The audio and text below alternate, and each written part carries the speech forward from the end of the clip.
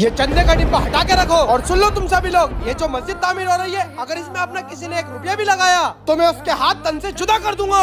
ارے نواب صاحب یہ کیا کہہ رہے ہیں آپ لوگوں کو چندہ دینے سے منع کیوں کر رہے ہیں؟ میرے پاس اتنا پیسہ ہے کہ میں یہ مسجد اکیلے ہی بنوا سکتا ہوں. پھر میں تم لوگوں سے چندہ لے کر تم لوگوں کو ثواب کمانے کیوں دوں؟ جاؤ یہاں سے جاؤ. یا اللہ میرے پاس تو صرف یہی 50 روپے ہے, میں تیرے نام سے مسجد میں لگانا چاہتا ہوں, میں کیا کروں؟ بھیا 50 روپے کی عید دے دو. 50 روپے میں بس 2 ہی ڈانگی. ٹھیک ہے دے دو.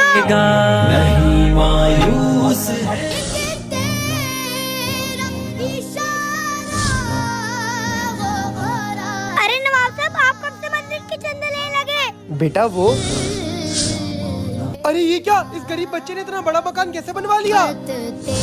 اس بچے نے چپکے سے 2 اینٹیں لگائی تو اللہ نے اسے تم سے زیادہ ثواب دے دیا. نیکی کی راہ میں سب کو شریک کرنا سیکھو.